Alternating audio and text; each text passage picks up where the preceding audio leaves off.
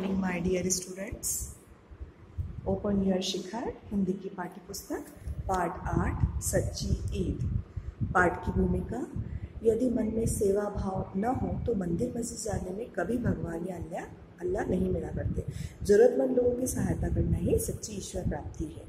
प्रस्तुत पाठ में असलम ने इसी सेवा भाव का जीता जागता उदाहरण प्रस्तुत किया है। यह पाठ हमें दूसरों के सुख दुख में शामिल होना और उनकी मदद करना सिखाता है। तो बच्चों, जैसा कि आप सभी जानते हैं कि सच्ची ईद जो पाठ 8 है उसमें हम पाठ की भूमिका की बात करें तो असलम नाम के एक बच्चे की बात हो रही है। और इस पाठ में ये सिखाया गया है कि कभी भी मंदिर या मस्जिद जाने से हमको भगवान की प्राप्ति नहीं होती है। सच्चा जो सुख मिलता है, जो सच्ची प्रार्थना होती है, वो दूसरों का दुख बांटने से मिलती है। तो चलिए स्टार्ट करते हैं। यहाँ पर रमज़ान का महीना शुरू होने वाला था। जैसा कि आप देख सकते हैं कि एक मुस्लिम वर्ग का परिवार का बच्चा रहता है असलम। वो भी रोज़े रखने की बात करता है अपनी माँ से, हट करता है, जिद करता है। उसकी जो अम्मी रहती हैं वो उसे समझाती हैं कि तुम अभी बहुत छोटे हो, क्योंकि रोज़े में दिन भर कुछ नहीं खाया जाता, अभी तुम्हारी उम्र ही क्या है, जब बड़े हो जाओगे तब रोज़े रखना। इतना समझाने पर भी असलम नहीं मानता है और रोज़े रखता है, क्योंकि उसके मन में एक बात रहती है कि ईद पर सभी लोग नए नए कपड़े पहनते हैं। ईद और नए कपड़ों का ध्यान आते ही असलम का मन प्रसन्नता से भर जाता है। इस बार वो ठान लेता है कि ईद जरूर रखेगा। असलम ने तो अपने लिए नए कपड़े भी पसंद कर लिए थे। रहीम चाचा की दुकान पर टंगा कुर्ता पजामा उसे बहुत पसंद था। पाठशाला से लौटते समय उनकी दुकान के सामने असलम के कदम स्वयं ही थम जाते थे, रुक जाते थे। देर तक वह उन कपड़ों को निहारता रहता और वह सोचने लगता कि ईद वाले दिन वह कुर्ता पजामा और सिर पर टोपी पहनकर अपने सारे दोस्तों में सबसे अच्छा लगेगा। असलम की अम्मी दिन भर चिकन के कपड़ों पर कढ़ाई किया करती थी। वो चिकन का एक कपड़ा आता है, उस पर कढ़ाई का काम करती थी। इस काम से जो थोड़े बहुत पैसे मिलते थे उसी से उनकी रोजी रोटी रुकी सूखी और असलम की पढ़ाई चल रही थी।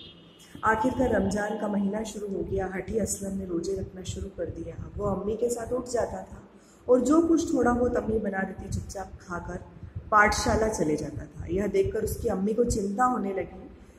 वह असलम को समझाती कि बच्चों के लिए पानी और थोड़ा बहुत खाने की छूट होती है, पर वह नहीं मानता। बड़ों की भांति ही अम्मी के साथ शाम को रोज़ा खोलता। असलम ने अपनी अम्मी को बता दिया कि इस बार नए कपड़े जरूर लेगा वो ईद पर उसकी अम्मी के मन में एक प्रश्न था कि ये कपड़े कैसे हम खरीद सकते हैं, हमारी तो ऐसी कोई हालत नहीं है। एक दिन अम्मी के साथ बाजार जाते समय असलम ने रहीम चाचा की दुकान पर अपना पसंदीदा कुर्ता पजामा भी दिखलाया कि वह ईद पर यही लेगा। ऐसा उसने माँ के सामने हट करा, जिद करी। डरते डरते अम्मी ने दाम पूछा तो 200 रुपये दाम सुनकर उनका कलेजा धक से रह गया। कलेजा धक से रह गया अर्थात अवाक रह गई कि इतना महंगा कपड़ों का दाम है, हम इसे कैसे खरीदेंगे। वे चुपचाप असलम को लेकर घर आई। असलम रास्ते भर तारीफ करता रहा उन कपड़ों की। कपड़ों के प्रति मोह देखकर असलम की अम्मी सोच में पड़ गई कि वो बच्चे का दिल नहीं तोड़ सकती, पर 200 रुपये के कपड़े खरीदना उनके वश में नहीं था। फिर भी उन्हें निश्चय करा कि कुछ ना कुछ करके वो बच्चे को कपड़े जरूर दिलाएंगे। असलम की अम्मी ने और अधिक काम करना शुरू करा। जल्दी उठकर कढ़ाई करती, रात भर कढ़ाई करती रहती। 2 गुनी मेहनत का असर ही हुआ कि उनकी जो सेहत थी वो भी थोड़ी बिगड़ने लगी। सेहत मतलब उनका जो स्वास्थ्य था वो खराब रहने लगा। उन्हें तो ईद से पहले कपड़े लेने की धुन थी और उन्हें उसके लिए पैसे इकट्ठा करना थे। असलम बहुत प्रसन्न था। ईद आने में केवल एक दिन शेष रह गया था। उसके हाथ में पूरे 200 रुपये आ गए। उसकी अम्मी ने दिन रात एक एक करके 200 रुपये इकट्ठे कर लिए थे। अम्मी की तबीयत ठीक नहीं थी। उन्होंने असलम से रहीम चाचा की दुकान से कपड़े लाने के लिए उसे भेज दिया। रुपए लेकर असलम रहीम चाचा की दुकान की ओर तेजी से बढ़ा। वो बहुत खुश था और सोच रहा था कि वो ईदगाह जरूर जाएगा, कपड़े पहनकर अपने नए दोस्तों से मिलेगा और सभी दोस्त दंग रह जाएंगे उसके अच्छे कपड़े देखकर। अचानक असलम की चाल धीमी हो गई, उदास हो गया और उदास होकर सोचने लगा। उसके सामने पाठशाला में घटी घटना जो थी वो घूम गई, मतलब उसे याद आने लगी। कल पाठशाला में मोहन कितना रो रहा था। उसे मास्टर जी ने साफ कह दिया कि अगर 2 दिन के अंदर उसने शुल्क जमा नहीं किया तो उसका नाम पाठशाला से काट दिया जाएगा। मोहन असलम की ही कक्षा में पढ़ता था। उसके पिता मजदूरी करके किसी प्रकार मोहन को पढ़ाते थे और घर का खर्च चलाते थे। पिछले 2 महीने से बीमार चल रहे थे, जिसके कारण काम पर नहीं जा रहे थे। घर में दवा के भी पैसे नहीं थे। इसी कारण से मोहन का शुल्क जो है पाठशाला का वो भी जमा नहीं हुआ था और घर में भी कुछ खाने के लिए बचा नहीं था। असलम सोचने लगा कि कितनी मेहनत से रात दिन एक एक करके अम्मी ने इतने रुपए इकट्ठा करे हैं और वे एक दिन की खुशी के लिए इन्हें खर्च कर देगा। यदि ये रुपए मोहन को दे दे तो उसकी बहुत सी कठिनाइयाँ दूर हो जाएंगी। ईद पर कपड़े नहीं पहने तो क्या फ़र्क पड़ेगा, 1 साल और पुराने कपड़ों में ईद मना लेगा। मोहन को यदि इस समय सहायता न मिली तो उसकी दुनिया ही बदल जाएगी। यह सब सोचकर असलम तेजी से मोहन की घर की ओर चल पड़ा। मोहन रुआसा चारपाई पर बैठा था, चेहरे पर उदासी थी। असलम को देखकर मोहन की आंखें भर आई। असलम ने मोहन को ढांढस बंधाया।